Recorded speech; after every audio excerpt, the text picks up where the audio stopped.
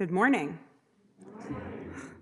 Welcome to the Unitarian Society of Ridgewood. My name is Sarah Lindsay, and I am the minister here at this congregation, which has been meeting for 125 years. Unitarian Universalism is not a religion of dogma or creed, but one of promises and covenant. We declare to each other how we will be together as we seek the deep truths of being human and living well. We commit to being together with kindness, intention, and love as we ask questions and as we remember our spiritual inheritances, a belief in the interconnection of all things and a belief that love can change the world. Here, we ever widen our embrace, called by our shared statements of conscience affirming the importance of working for racial justice, environmental justice, and LGBTQ justice. We know that our work to right this world is never done, even as we with joy affirm all that is beautiful and wondrous. If you are new to USR and want to know more about who we are and what we do, if you're here in Anderson, the best thing to do is just stop someone and talk to them. If you are online, we're going to drop a link to the website and to a Google form that you can fill out that will get you connected to the e-blasts. Those e-blasts will help you see everything that's happening here at USR. Folks online, also please stay for the coffee hour breakout rooms that will happen directly after the service. And folks here in the room, we are going to be outside for coffee hour. This will hopefully be the last time we will brave the cold, and we will bring coffee hour in next week pending a decision by the safety team. But this morning it will be outside, and we will keep each other warm with lively conversation. Finally, a reminder, I know it was on the bulletin board slides that we're cycling through, but a reminder that now that we're back in person, I need you to silence those electronic devices if you are here in Anderson. We had a few go off last week, so take a moment and just get those onto silent or vibrate, please. It is so good to be with you this morning. I'd like to invite you now to join me in the words for lighting the chalice. They will be on the screen. We light this chalice for the light of truth, the warmth of love, and the energy of action as we gather together in the circle of community.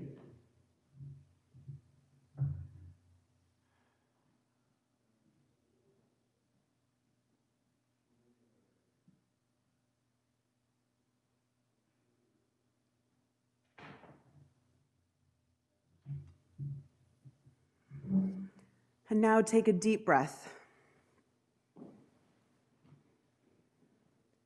Your journey has brought you here to this time and to these people for a moment of rest, a moment of reflection. This is a time that asks you to be open, vulnerable, willing to explore and to let yourself be changed. And for all that, you must be grounded. So together now we find our centers. Breathing, settling, coming into this time. Becoming as present as you can to this moment right now. Thich Nhat Hanh says that our appointment with life is in the present moment. The place of our appointment is right here in this very place. Be here now. Take a deep breath and listen.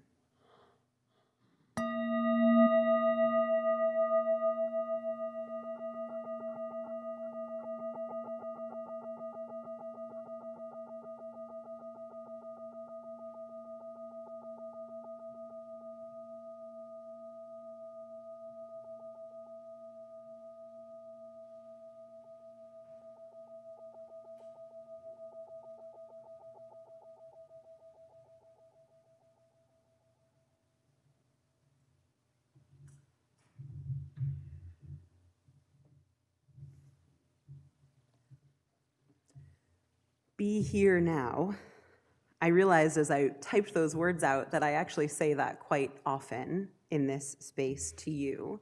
Be here in this moment, aware that you are making special time for this, aware that there are other places you could be, but nowhere else you need to be. Be here in this moment, this instant in a span of time that we can barely comprehend. And I'll ask you to, as you listen to me, turn your attention to the screen as well. In 2003, scientists pointed the Hubble telescope at a tiny patch of sky, and they let the telescope and its technology record over the course of 11 days. And they found astonishing things in this seemingly empty bit of the night sky. The patch appeared blank, but as the exposure went on, they found that contained within that tiny spot were 10,000 objects, stars and galaxies. The two-dimensional image shows that vast amount of objects, but it's through analysis that astronomers came to understand these objects in three-dimensional space and also in time.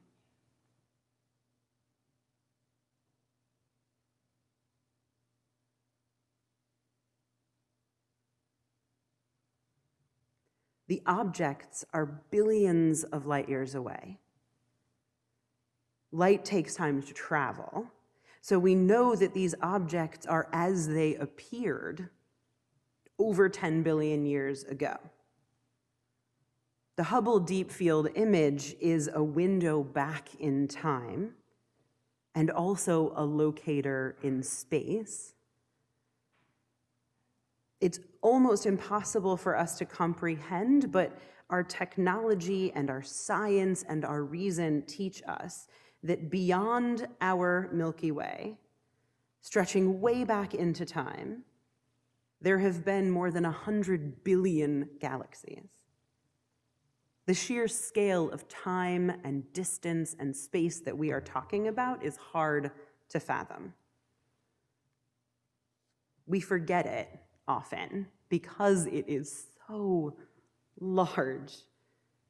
Our lives feel, and indeed are, very important. They are what we know. I will often share with you that famous Carl Sagan speech in which he calls this planet a pale blue dot, and in which he reminds us that everyone we have known and everyone we will ever know is here on this earth, that this is the only home we have, that this place and what we do on it matters. And yet he reminds us, and this deep field image shows us, that we are a blip in the grand unfolding of existence. Beyond this place, beyond us, there is a vastness outside of human understanding and a boundless possibility for things we have never dreamt of. Together this morning, as we sit here at this time and place of our appointment with ourselves, with each other, and with our community, we sit with the truth of our finitude and of our participation in the infinite. We sit with our smallness and our greatness. We sit with the vastness without and the vastness within. And we know that we are here now. And that's all we need.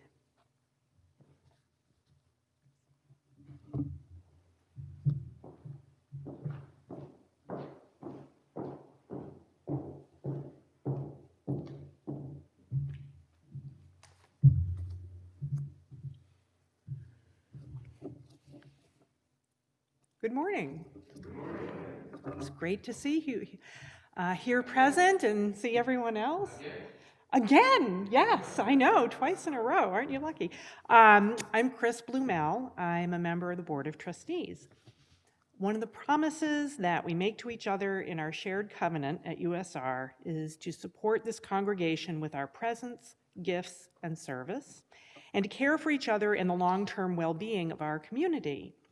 This is the time in our service when we put that promise into action by reminding each other that we share a vision of justice and freedom for this world, and that it will take all our different talents, gifts, and support to make that vision a reality. A couple of announcements this morning about ways to get involved here at USR. The circles need you. Find any board member, myself, Reverend Sarah, or Ann Peretti, and let us know what you are passionate about.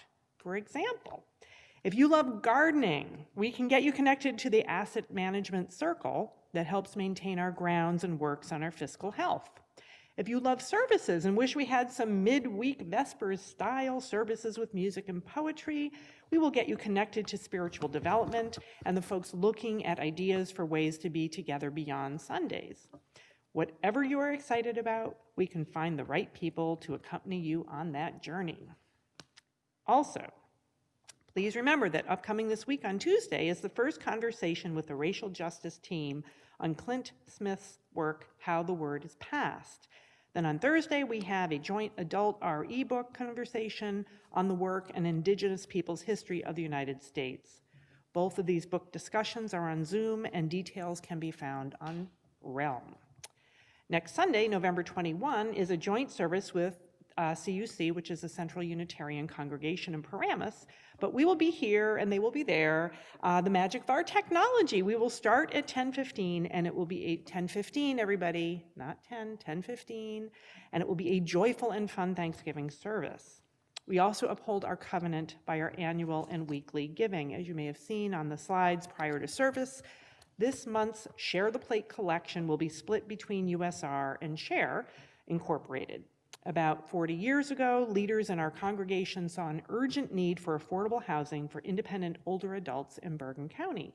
They teamed up with others in the community and created a nonprofit, raised the fund to purchase 2 large homes, and converted each into living spaces for 14 residents.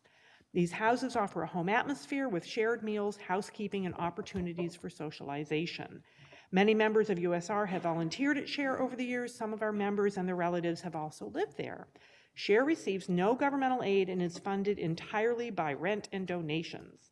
The money we collect this November will go to the Ritter Fund, which helps supplement those struggling to meet the fee. Please give generously to honor USR's legacy. The offering will now be given and gratefully received, and please remember that all offerings should be made electronically, even for those of us physically present in Anderson. Thank you.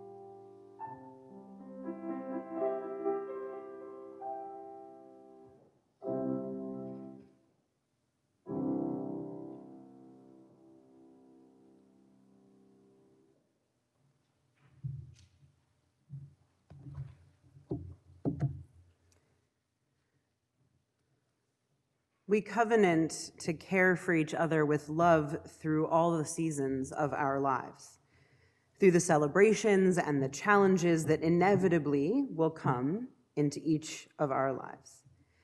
And so this is the time in the service when we invite those of you joining us online to write into the chat on Zoom a personally significant joy or sorrow that you want to share with this community. If you are here in Anderson and filled out one of those slips of paper, you can bring that up to me now. This is the time in the service that allows us to put into action celebrating with each other and sorrowing with each other. So we'll take a moment.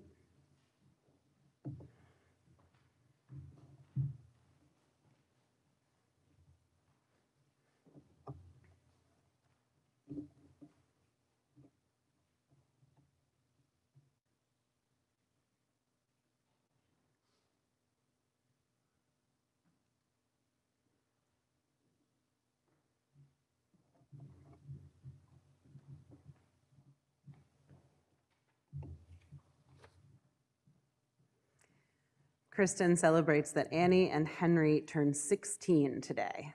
Happy birthday to Annie and Henry.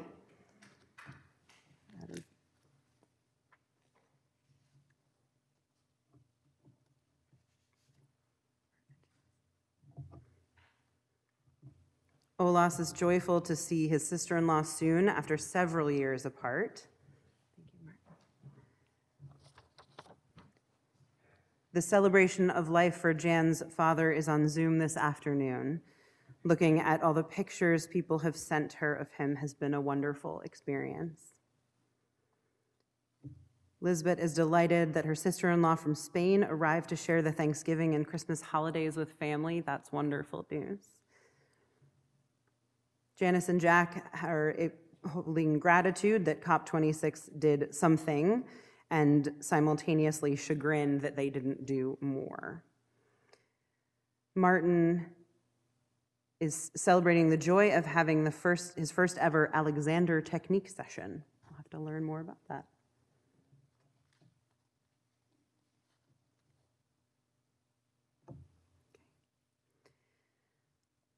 With the spoken joys and sorrows held in the space between us, aware of the joys and sorrows that we hold silently in our hearts, and mindful of the wide world beyond these doors that carries struggles and celebrations, we come together into our time of meditation and prayer. This morning, I'm going to invite you into a visualization meditation. You can choose to follow along with my voice or to simply sit in the quiet of the space and let your mind and heart do what they need. However you will use this time, please find as comfortable a position as you can for your body. Close your eyes if that feels safe. Or find a spot on the wall to look at and let your vision focus there as you relax. Become as still as your body allows you to be. And breathe. Nice and easy. Deep breaths if you can. Slow breaths if you can. Just breathe as your body knows how to. Don't push yourself too hard. Don't hold yourself to a standard you can't meet. Just be here now. Letting go of expectations and demands. Breathing into the quiet and the stillness.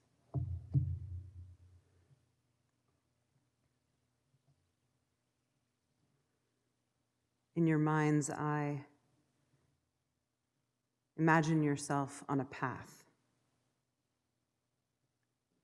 one that feels comfortable to you, one that brings calm. Perhaps your path winds through a quiet woods, strong and solid brown trunks rising beside you, leaves flowing over and around you. Or perhaps your path winds alongside a lake, the sounds of water lapping gently at the edges of earth, the soft ground beneath your feet. Maybe your path winds down a busy road.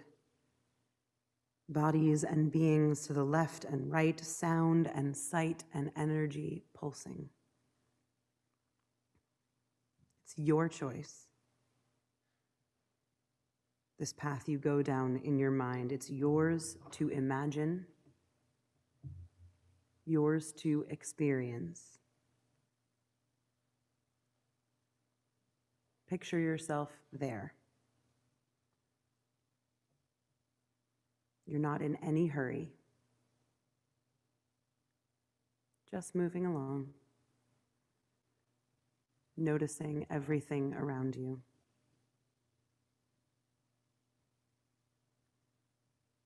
As you imagine yourself moving, look to the right and to the left. Who's with you on that path? Who moves slowly beside you? Who is present to make sure you aren't alone? Picture them. Perhaps it is ancestors that accompany you. Perhaps your dearest beloved. Perhaps mentors you've not seen in too long. One by one, see them in your mind, the long line of companions that you carry in your heart. It's you, just you, moving along the path, moving forward. And yet their presence surrounds you.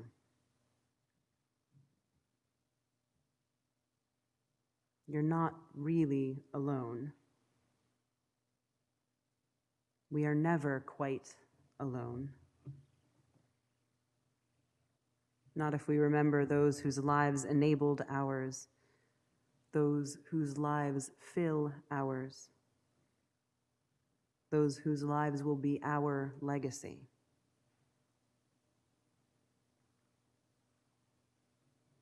Breathe into the silence as you see yourself moving down the path, alone and yet surrounded.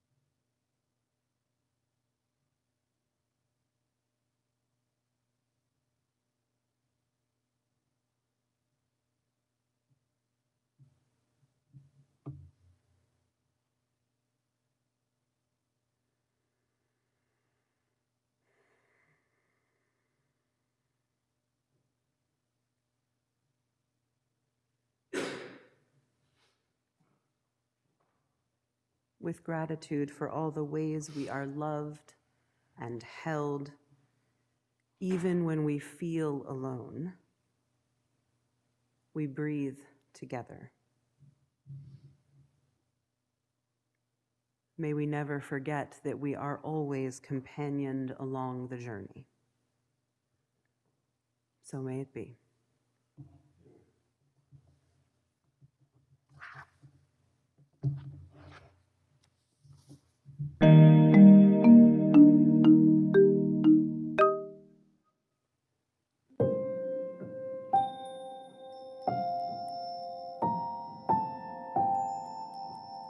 how to be alone. It all begins with knowing nothing lasts forever, so you might as well start packing now. In the meantime, practice being alive. There will be a party where you'll feel like nobody's paying you attention, and there will be a party where attention's all you'll get. What you need to do is to remember to talk to yourself between these parties. And again, there will be a day, a decade, where you won't fit in with your body, even though you're in the only body you're in. You need to control your habit of forgetting to breathe. Remember when you were younger and you practiced kissing on your arm? You were onto something then. Sometimes harm knows its own healing. Comfort knows its own intelligence. Kindness too. It needs no reason. There is a you telling you another story of you. Listen to her. Where do you feel anxiety in your body? The chest? The fist, the dream before waking, the head that feels like it's at the top of the swing, or the clutch of gut like falling and falling and falling and falling. It knows something. You're dying. Try to stay alive. For now, touch yourself. I'm serious. Touch yourself.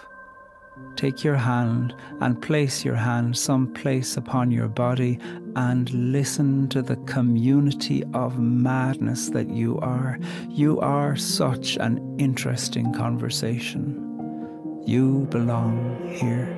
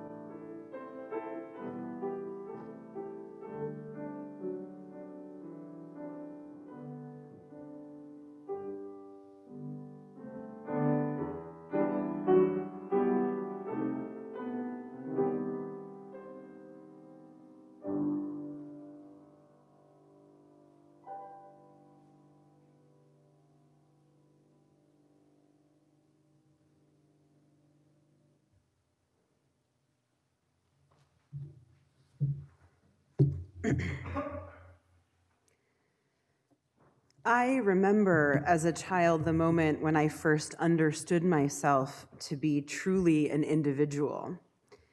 For me, it came one day when I was watching my parents and I had a flash of understanding that they had a relationship that existed before and beyond my own living. My distinct thought was, they chose each other in this world, and while they chose to have a child, they didn't choose me specifically. That there's something, even in my parents, that I'll never be a part of. That was the thought. And I would certainly nuance that thought and that understanding now as an adult, refining in my mind what it means to choose partnership and to be an individual.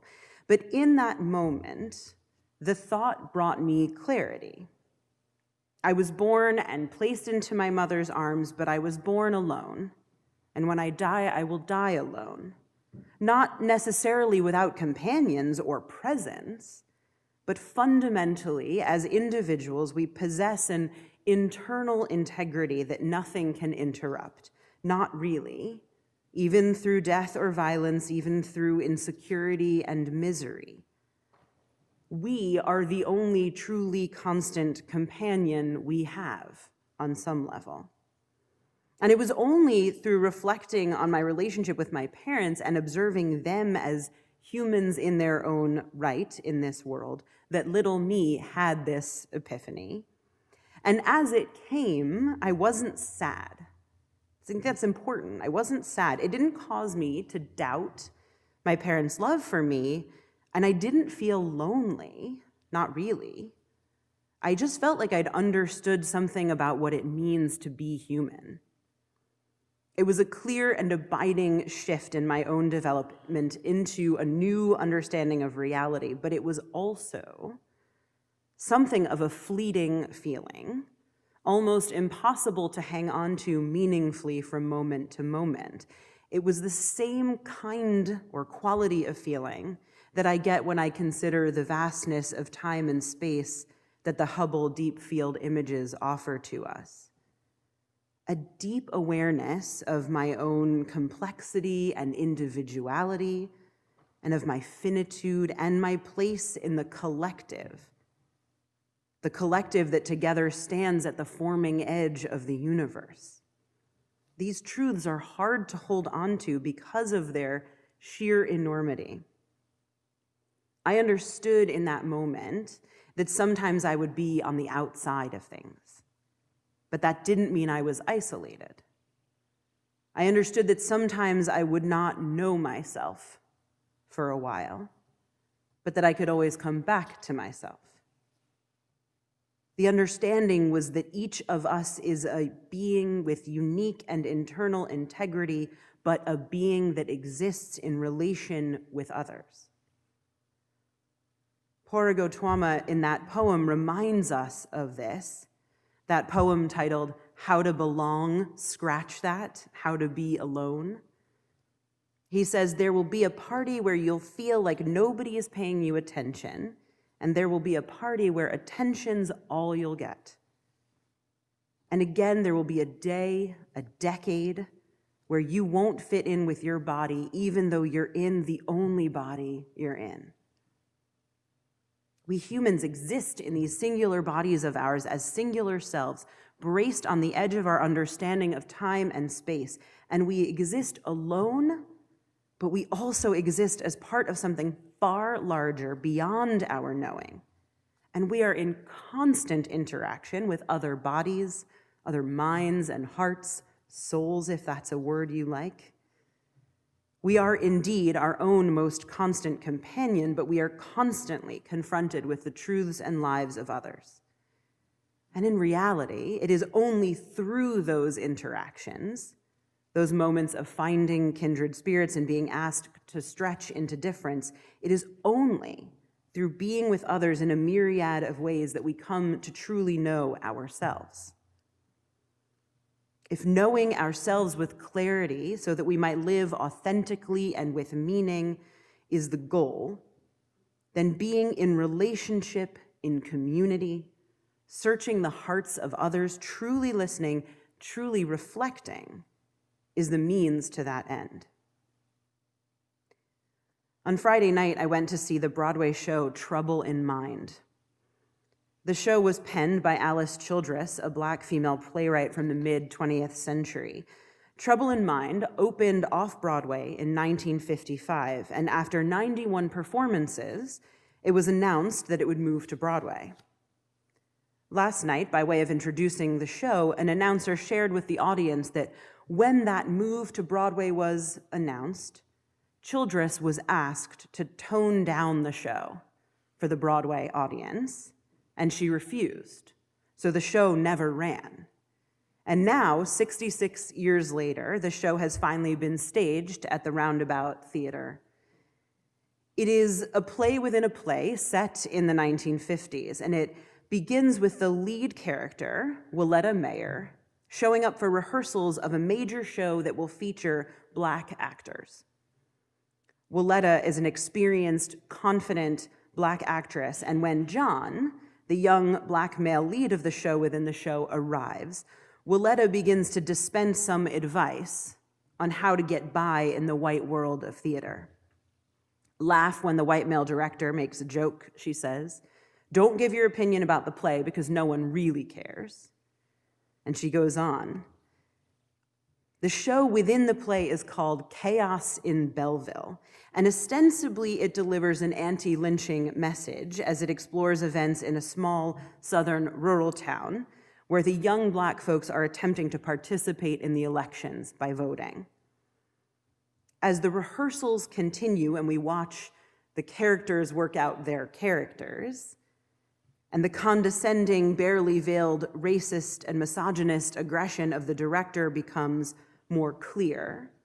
And as it becomes more clear that the content of Chaos in Belleville works to underscore white saviorism and to continue to perpetuate the idea that Black folks have to earn safety and fair treatment, Willetta eventually can't help but speak up, breaking all the rules about getting by in the industry that she had imparted to John at the top of the show. The show is as relevant right now as it was when staged off-Broadway in 1955, and it is a painful, searing indictment of racial injustice, not only in the world of theater, but in the whole of our society. And as we watched, I found myself also paying attention to the reactions of the audience around us, a racially diverse group.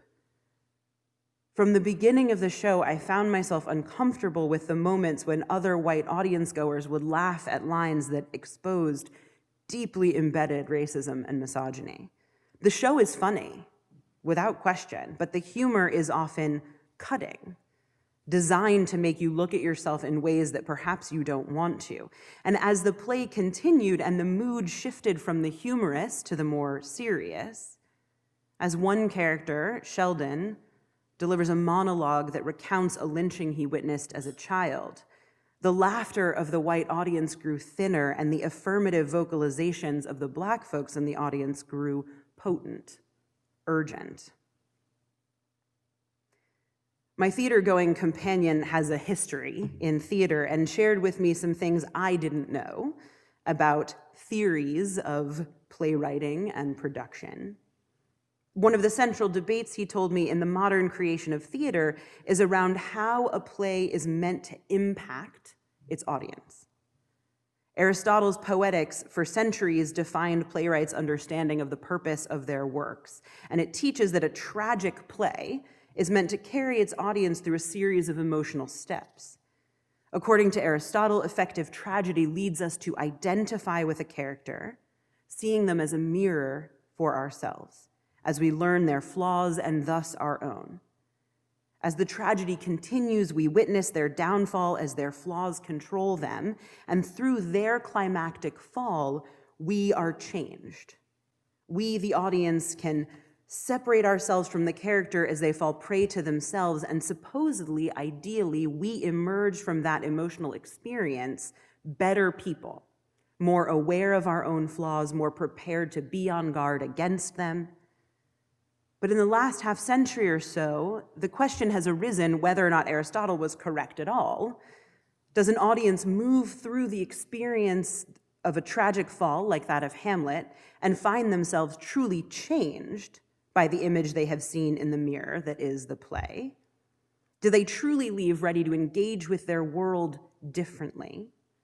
Or does the audience, in fact, use the emotional catharsis of the show to walk out self-satisfied, righteous, unchanged, because they've seen not so much a mirror, but a projection? And the character has become something of a scapegoat onto which the audience can place their own sins and walk away unharmed and unaltered. The idea, which was new to me, that theater, in an effort to change its audience, might instead be relieving them of a burden by allowing a transference of guilt and pain, is fascinating. And it brings theater actually into the realm of religious experience, which is a reasonable notion, given the clear historical links between religious dramas like passion plays and the development of theater in Western Christendom. But so if Aristotle was wrong, or perhaps if theater developed alongside religious ideas in such a way that it evolved away from his fundamental understanding, then for centuries what audiences have been offered is not an experience that actually leads to real change, but instead an experience of almost ritual-like release. The notion of the scapegoat, a literal goat onto which the sins of a community are placed, and then that goat is sent out into the wild, comes from Leviticus in the Torah. In a discussion of the rituals of Yom Kippur, we learn of this ritual transference of guilt onto the goat and how to purge the community, the goat is sent away. And though Christian theological traditions go to great lengths to explain all the ways that he is not, we might see Jesus as a form of scapegoat. Certainly, as the narrative is told, he's a voluntary one in contrast to the goat of Leviticus, but nonetheless, we can understand Jesus as an entity who takes on the burden of others' sins in order to release those people. Now, we Unitarian Universalists, even those among our number who identify as Christians, primarily reject the idea that Jesus' death was a required sacrifice in order to purge humanity of some imagined sin. The theological heresy from which our tradition was born asked individuals not to push aside their individual responsibility, nor their responsibility to their communities, but to see themselves in their context, in time and place, and to see themselves clearly. It is nothing less than we ask of ourselves and each other today as Unitarian Universalists. We ask that we live intentionally in this world we share, looking into the mirror of relationship and community and reflecting back to each other truths that will help us grow and change, living and working for the good of all. In the show within the show, by the third act, the young male character played by John is being hunted by the white folks of the town because he dared to vote in the election. As the cast rehearses the climactic scene, we learn that as Chaos in Belleville is written, with the words that are on the page of the script, the mother of this young man being hunted by a lynch mob is supposed to urge her son to give himself up. Willetta, who plays that mother, declares that this is inconsistent with the earlier acts and with the character she has come to know as she has rehearsed this play. Besides, Willetta asks, what mother would, given the chance to get her son to safety, convince her innocent son, or even her guilty son, to walk straight into the arms of injustice, a move that will certainly end with his death? The director in the show insists that this move will make the characters more sympathetic and that as a result, the primarily white theater goers will be moved by the son's innocence and the mother's pain and will come to a better understanding of why lynching is immoral, or at least immoral if the person's innocent. The black son must be given up, sacrificed, in order to change the white audience.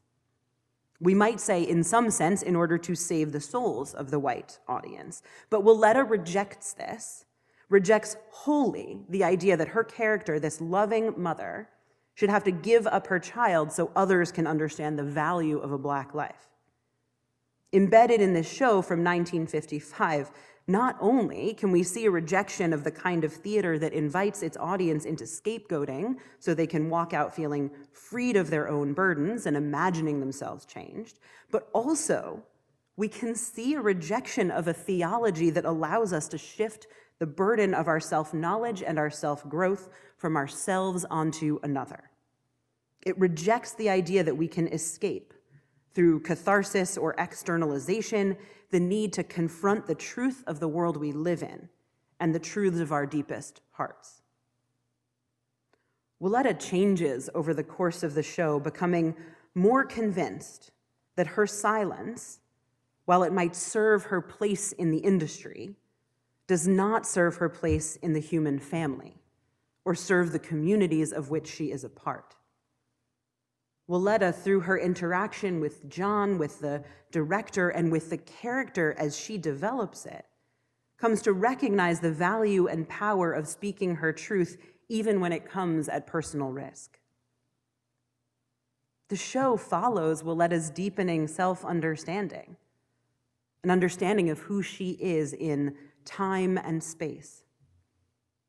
And in part, the door is opened to this by the white male director who pushes her to examine the motivation of her character, even as he then requires her to play an outdated caricature of a Black woman. He opens this door because he thinks he's enlightened and justice-seeking and desires the truth, but he's unprepared for what it truly means when Willetta steps into this new discovery of herself. And so as Willetta objects passionately to the ending of the play as it is written, his anger and prejudice show themselves explicitly. There's a climactic scene of anger born of tense and uncomfortable interactions, but there's no resolution. The show leaves us mid-rehearsal for Chaos in Belleville, unclear of whether the show will go on or be scrapped or the cast replaced or the script edited to tell the deeper and more accurate truth that Willetta wants to tell. There's no resolution. We're left wondering if they have been mirrors for each other or acted as scapegoats. We are left unclear of what growth may yet come for each of them. All we know is that Willetta at least has changed, found her power, her individuality, and also her context. Much like so many aspects of our own lives, there is no neatly tied bow that ends the relationship between the characters or the relationship between the viewer and the performer. And it disallows the audience to walk out self-satisfied. There are only questions, only unanswered, pointed comments on race in America and what it is to be human, to know yourself, and to let yourself be changed. Questions and comments that are as apt today as they were the day Alice Childress wrote those words. While I could observe the real-time responses of the audience around me, I can only speak to my experience of watching this play as a white woman of privilege in 2021. Watching this show, being offered a window into an industry that is not mine, and a life experience that is not mine, being offered no resolution, no catharsis, it was hard. Something of a new experience, to be honest. Perhaps we are used to resolution. We Americans tend to prefer it in our entertainment. And this show offers none of the comfort that I personally will often seek out in my usual consumption of media. It offered something so much more. It really is an amazing piece of art with performances that bring down the house, and if you have the opportunity to go, I would really strongly encourage you to do so. But it isn't an easy thing to watch, because it didn't allow an Aristotelian identification, separation, and resolution. Nor did it offer an easy ritual of scapegoating. Neither was really true. Instead, it offered an actual invitation into depth and change. And I am left still considering just who and what acts as a mirror and who and what allows us to walk away soothed. Were the white characters in the show and my fellow white audience members whose reactions I observed mirrors for me, or a form of scapegoat? Was my own reaction born out of some fragility or a true vulnerable determination to see myself clearly in time and space? I don't have answers, only the clarity that the show, through its depictions of interactions and relationship, demands that we come into greater knowledge of ourselves and this world. Not too long ago, I shared with you in an e-blast that I often determine the loose frame of our year of services over the summer. I spend time during my study leave considering the grand arc of our congregational year, plotting the monthly themes and considering how the picture will hang together, mindful of holidays and congregational milestones. While I bristle at the idea that what we do on Sundays here together is a performance, there is a great deal of planning that goes into the creation of not only an individual service, but also the larger experience of participating week after week in these moments we share. I work as an individual, and then we work, the whole team, to create something that we hope will help you deepen your understanding of yourself, that we hope will help you move out of this space or away from your Zoom screen with new realizations about who you are and your place in this world. Our deep hope is that you will be changed through this time together, changed for the better. And that doesn't happen from always engaging in resolution or in comfort and ease. Rather, it happens from creating a place where the vulnerable exploration of yourself is possible and safe, where you are encouraged to ask yourself hard questions, to seek the reflection of companions along the journey as you uncover who you are. It happens when we push ourselves from a grounded place to listen deeply, be present in this moment, observe the world around us, and to grasp at understanding our context. Again, in that poem, Otwama tells us that what we need to do is to remember to talk to ourselves between those parties, the ones where someone pays us attention and the one where no one does. He reminds us that we need to listen to the story we are telling ourselves about ourselves, and to listen for the deeper one, the more true one, the one we sometimes dismiss. He reminds us that resolution is never complete, and we will move in and out of days and decades when we feel like a stranger in our own being. But still and always, we will belong to ourselves and to this place and time in which we have our appointment to be. There's no resolution, only movement forward, the possibility of self-knowledge, the possibility of change, and the value of discomfort. The work of knowing ourselves as fiercely independent individuals whose lives matter deeply, and as tiny specks on a mote of dust hurtling through space at the far reaches of time. The work of knowing ourselves and holding those two truths is not easy work.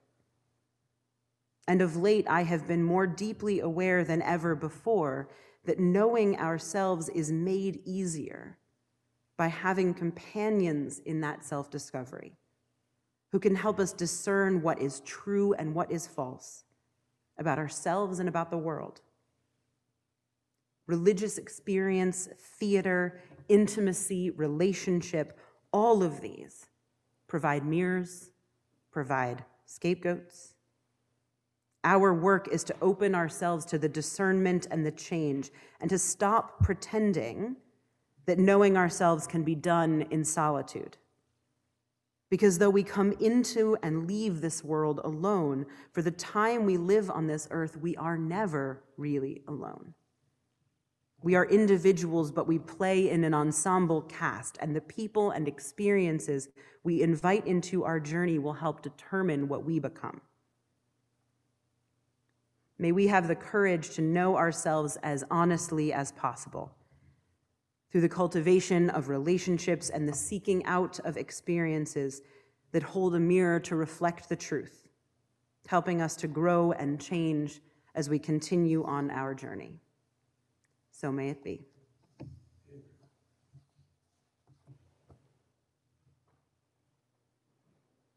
You can rise and Hymn body number. spirit. Yep, you can go ahead. And if you're here in Anderson, please hum, don't sing. If you're home, please sing along. Can you rise it? Hymn number 20, Be Thou My Vision.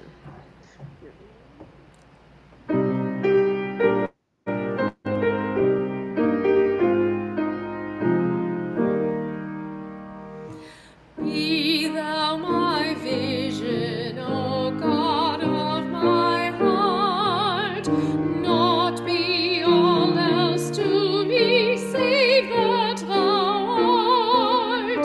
Thou my best thought by day or by night, waking or sleeping, thy presence my light.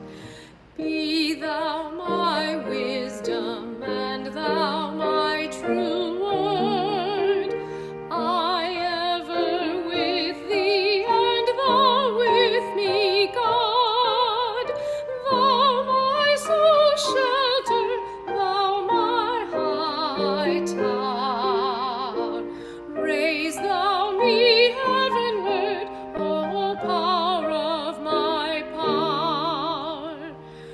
Riches I heed not, nor world's empty praise. Thou my inheritance now and always. Thou and thou only, first in my heart. Sovereign of heaven, my treasure thou art. Please remain standing for the words for extinguishing the chalice. They'll be on the screen. We extinguish the flame, but may the light of truth, the warmth of love, and the energy of action burn bright in our hearts until we are together again.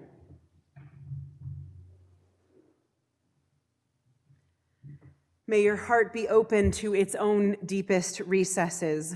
May your mind be open to the truths others can show you, and may you know your body in this singular moment in time and space, infinitesimal in the vastness, vast in its individual complexity, and loved beyond measure. Go in peace.